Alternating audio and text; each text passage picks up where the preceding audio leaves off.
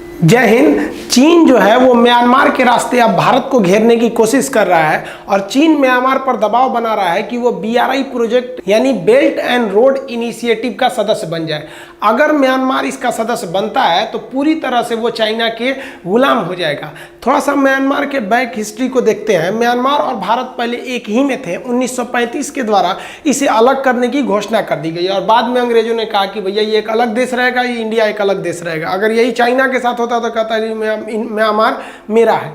और 1945 के बाद ये दोनों पर अंग्रेजों का शासन रहा। हम लोग 1947 में आज़ाद हो गए और म्यांमार को आज़ादी 1948 में मिली। दोनों ही देश लोकतंत्र थे, लेकिन बहुत ही जल्दी वहाँ सैन्य शासन आ गया और तानाशाह हो गया। और 1962 से लेकर 2010 तक म्यांमार सैनिक तानाशाह रहा था, जिस वजह से दुनिया के ज़्यादातर देश इसको पसंद नहीं करते थे।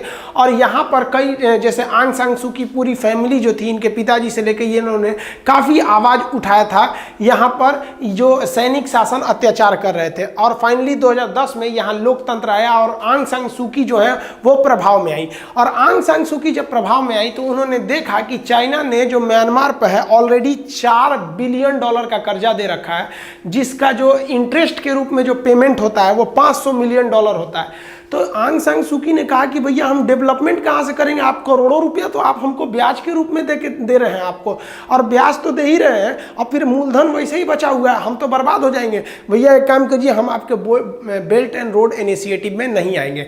अब ये बेल्ट एंड रोड इनिशिएटिव अगर बना तो पूरी तरह से म्यांमार बर्बाद होगा और ये भारत के लिए सरदर्द है। देखिए, चाइना जो चाहता है वो नहीं चाहता है कि नीचे से घूम के आए मलक्का होके, वो चाहता है कि डायरेक्ट भारत तक करीबी कैसे बना सके। तो वो यहाँ से एक सड़क ले आना चाह रहा है, ये सितवे बंदरगाह तक। यहाँ पर एक बंदरगाह है सितवे बंदरगाह, और यहाँ पर रंगून पर है। यहाँ रंगून और सितवे ये दो क्यों लाना चाह रहा है? रंगून से ये हमला करेगा हमारे अंडमान निकोबार पर, और यहाँ से सितवे से ये कलकत्ता इसके लिए करीब है, विशाखापट्टनम है, चेन्नई है, यहाँ तक में ये अपनी पहुँच बढ़ाना चाहता है। और रियल में अगर ये सितवे यहाँ पर road and belt and road initiative में सक्सेस हुआ तो म्यांमार को तो ये ले जाएगा। लेकिन आंग सान सू की इस पे शामिल होना नहीं चाह रही है। हालांकि हम आपको वन बेल्ट वन रोड पे एक सिल्क रूट पर एक सेपरेट वीडियो बनाए हैं, लिंक में उसका डिस्क्रिप्शन में लिंक देंगे। इस वीडियो के बाद आप उसको देख लीजिएगा, उसमें हम road belt and road initiative का एकदम डेडिकेटेड वीडियो है।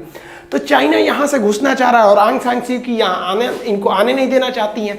अब चाइना क्या कर रहा है, इनको परेशान करने के लिए, इसकी सरकार गिराने के लिए पूरी तरह म्यांमार को बर्बाद करने के प्लान में है। आप म्यांमार का यहाँ देखिए तो यहाँ 3 ठो विद्रोही संगठन, हालांकि 4-5 विद्रोही संगठन है, लेकिन 3-4 बहुत घातक हैं। जैसे नीचे ये रेड कलर वाला अगर देखेंगे तो ये रखाइन प्रांत है, यहाँ रोहिंग्या है सब। अब ये रोहिंग्या जो है सब यहाँ पर अब ये विद्रोह कर रहे हैं कि हमको अलग देश दे दिया। भाई साहब, इतनी चूंकि देश लेके करोगे, उतना आसान हो जाता है किसी को एक तो देश मिल जाना। अब यहाँ विद्रोह है, इसको चाइना मदद कर रहा है ताकि ये अनस्टेबल हो जाए, और जैसे अनस्टेबल मिलेगा तो यही वाला एरिया है जो रोहिंग्या वाला एरिया है, अनस्टेबल जैसे मिलेगा तो यहाँ का सितवे बंदरगाह इसको मिलने के आसार बढ़ जाएंगे। अब ये इतना टॉर्चर करना चाह रहा है कि ये लोग दे दे। दूसरा, आप अगर ये येलो वाला एरिया देखेंगे, ये येलो वाला एरिया ऊपर में है, यहाँ पर है, तो ये एरिया चाइना से काफी करीब है, इसे हम काचिन प्रांत बोलते हैं। अब यहाँ पर जो ना काचिन इंडिपेंडेंट आर्मी है, उनको चाइना करोड़ों रुपए की फंडिंग कर रहा है, लाखों रुपए दे रहा है, हथियार दे रहा है, एक से एक मिसाइलें दे रहा है, मतलब जहाज को, हेलीकॉप्टर को मार के गिराने वाली। अब वो किसकी आर्मी को मार के गिरा रही है? म्यांमार की आर्मी को। वो भी क्यों? क्योंकि म्यांमार जो है उसको सड़क बनाने नहीं दे रहा है। अब चाइना ये सड़क फ्री में नहीं बनाएगा और इससे कहेगा कि आप उधार दिए, हम आपको उधार पैसा देते हैं, आप बनाइए।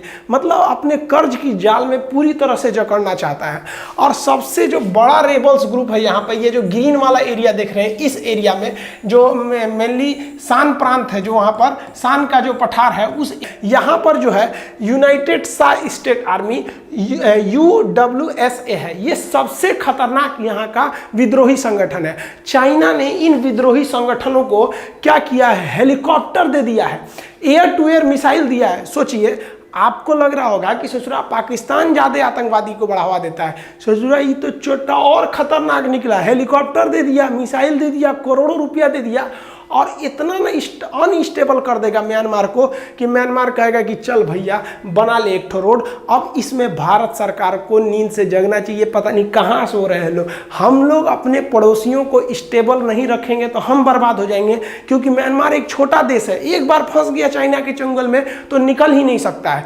अब पाकिस्तान का तो वही हाल हुआ है, लेकिन फिर भी पाकिस्तान थोड़ा बड़ा है, म्यांमार तो पूरी तरह से छोटा देश है और बहुत मतलब संपन्न भी देश नहीं है। अगर आप देखेंगे म्यांमार में तो यहाँ पे एक पहाड़ है आराकाम योमा, अब यहाँ पर एक और विद्रोही संगठन खड़ा कर दिया आराकाम योमा आर्मी, अब ये भारत सीमा पे है। और ये चाइना क्या करता है, इन विद्रोहियों को एक्स्ट्रा हथियार देता है और कहता है कि तुम पहुंचा दो इसको इंडिया में। अब इंडिया के 4 स्टेट सीमा बनाते हैं आपके म्यांमार से, अरुणाचल प्रदेश, नागालैंड, मणिपुर, मिजोरम। अब वो क्या करता है, नागा विद्रोहियों को मिजोरम में हथियार भेजता है। अब चाइना इसमें बच जाता है कि भैया हम हथियार थोड़े दे रहे हैं, वो तो म्यांमार के लोग हथियार दे रहे हैं। अब म्यांमार का भारत से काफ़ी अच्छा रिलेशन है। भारत सरकार के कहने पर म्यांमार ने परमिशन दे दिया इंडियन आर्मी को कि आप आके सर्जिकल स्ट्राइक कीजिए, तो इंडियन आर्मी जाके यहाँ पे भी सर्जिकल स्ट्राइक करके आई थी। लेकिन सबसे बड़ा दिक्कत ये है कि अगर म्यांमार पूरी तरह से जंगल में फंस गया और यहाँ से वो सड़क बना लिया तो इसमें आप समझ रहे हैं भारत कितनी भयानक घिरेगा। ऊपर से चाइना तो घेर ही लिया है, उधर पाकिस्तान से घेर लिया है CPEC सड़क द्वारा, अब यहाँ से भी घेर लेगा। अब आप जाएंगे कहाँ, चारों ओर से तो आपको घेर ही लेगा वो चाइना, चारों ओर से। चाइना का आगे प्लान क्या करेगा इसको बनाने के बाद? देखिए, चाइना अगर ये सितवे बंदरगाह ले लिया और रंगून ले लिया तो रंगून से तो अंडमान पर अटैक करेगा। सितवे से लोग ऐसा सोच रहे हैं कि वो विशाखापट्टनम नेवल बेस पर अटैक कर सकता है, या चिटगांव यहाँ पर कलकत्ता पे कर सकता है, या चेन्नई पे कर सकता है। लेकिन जहाँ तक हमको मानना है कि वो चाइना को भी पता है कि किसी के नेवल बेस पर अटैक करके चले जाना इतना आसान नहीं है, वो यहाँ पर नहीं करेगा।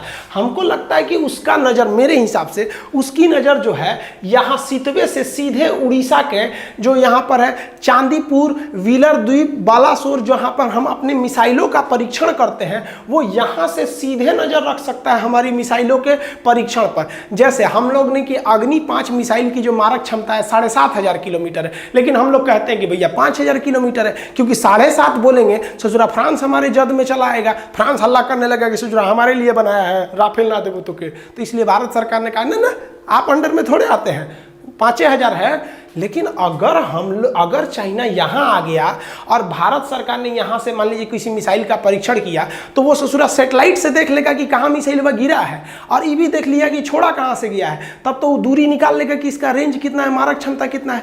तो ये ससुरा जो है ये चांदीपुर, व्हीलर द्वीप, कलाम द्वीप पर नजर रख लेगा। उसके बाद जो है यहाँ पर आप चेन्नई के ऊपर में अगर देखेंगे थोड़ा सा, तो वहाँ एक हरिकोटा है, श्री हरिकोटा आंध्र प्रदेश में आता है। वहाँ पर हमारा सतीश धवन प्रक्षेपण केंद्र है, जहां से PSLV और GSLV रॉकेटों को लॉन्च किया जाता है। तो यहां से वो आराम से वो एकदम सीधे जद में आ सकता है, फिर कभी उस पर साइबर अटैक कर सकता है या कुछ भी कर सकता है, वहां पे एकदम सीधे में रहेगा। तो भारत सरकार हाथ पे हाथ रख के बैठी रहेगी। जिस दिन ये भी बिक जाएगा ना, उस दिन नींद खुलेगा, तब कुछ नहीं कर सकते हम लोग। यहाँ पर PSLV GS हम लोग कितना मेहनत से GSLV को बनाए हैं। PSLV तो खैर ईजी है क्योंकि वो पोलर कक्षा में ही भेजता है। अब जियो सिंक्रोनस में भेजने के लिए काफी लंबी टेक्नोलॉजी की जरूरत होती है। अब इसको चाइना यहाँ पे डायरेक्ट इस पर नजर रख सकता है। एक सेपरेट वीडियो में हम PSLV GSLV समझाएंगे आपको।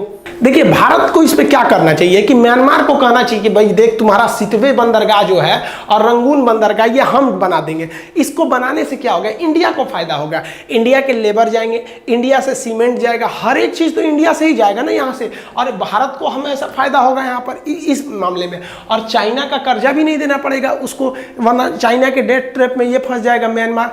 और भारत सरकार को क्या करना चाहिए कि देखिए, जितने भी विद्रोही संगठन है वो तो गैर कानूनी है, मतलब वर्ल्ड लेवल पे कोई उसका समर्थन नहीं कर सकता है और वो खुल के आ नहीं सकते हैं, ना ही UNO करेगा। जबकि आंग सान सूकी है वो तो लीगल गवर्नमेंट है, और ये लीगल गवर्नमेंट इन विद्रोही संगठन आतंकवादी घोषित भी कर चुकी हैं और चाइना से ऐतराज भी जताई है कि आप इसको फंडिंग कर रहे हैं, आप इसको पैसे की मदद कर रहे हैं, हथियार दे रहे हैं। लेकिन चाइना के आगे ये छोटा देश क्या कर सकता है? तो गवर्नमेंट को इनिशिएटिव लेनी चाहिए। मोदी जी को भी, अजीत डोभाल को भेजना चाहिए कि जाइए वहाँ और बात कीजिए, इनसे लिखित परमिशन लीजिए लीजिए कि आप इन विद्रोही संगठनों को मारिए, तो इनको भी क्या करना चाहिए, चाइना से कहना चाहिए कि आप हमारे विद्रोही संगठन को मारिए। अब चाइना मारेगा तो दिक्कत, क्योंकि पैसा वही दिया है, और नहीं मारेगा तो भारत के पास आ जाइए। तो इसके म्यांमार के सामने डबल रास्ता। चाइना को कहता ना कि भैया हम तो आपको बोले ही थे, और नहीं तो इंडिया को बोलो। अब इंडियन आर्मी और एयरफोर्स पर जंग लग रहा है। 1999 के बाद हम लोगों ने कोई बड़ा युद्ध नहीं लड़ा, और अगर रियलिटी में देखिएगा ना तो 1971 के बाद बड़ा युद्ध नहीं लड़ा गया। सियाचिन बहुत बड़े पैमाने पे नहीं था, एक फिक्स एरिया में युद्ध चल रहा था। वैसे ही कारगिल भी एक फिक्स एरिया में युद्ध चल रहा था, लेकिन फिर भी कारगिल युद्ध था। तो 1999 से 2020 आ गया भाई साहब, 21 साल से हमारी आर्मी एयरफोर्स उतना तगड़ा हमला नहीं किया है। तो आर्मी को भी तो चाहिए ना एक बार, तो आर्मी को भी परमिशन दिला देना चाहिए यहाँ से, और यहाँ से हमारी एयरफोर्स को ना सीधे म्यांमार में घुसा दे ससुरा। अब उनके पास जो हथियार है वो तो चोरी छुपे वाले ही हथियार है, खुल के चाइना थोड़े देगा। और ये भी पता चल जाएगा हमारे सेना के जवानों में उत्साह भी बढ़ेगा कि ससुरा यही हथियार वाला चाइनीज वाला लेके आएगा सब, अब मार के धो देना चाहिए यहाँ से।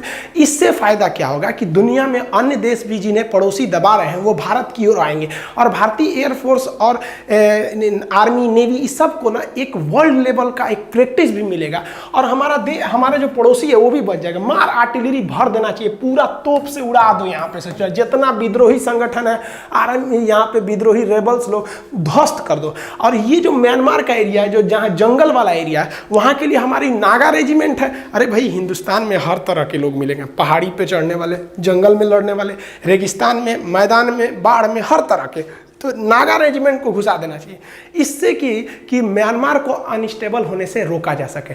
वरना एक बार म्यांमार अनस्टेबल हो गया तो वो भारत पे काफ़ी करीब आ जाएगा।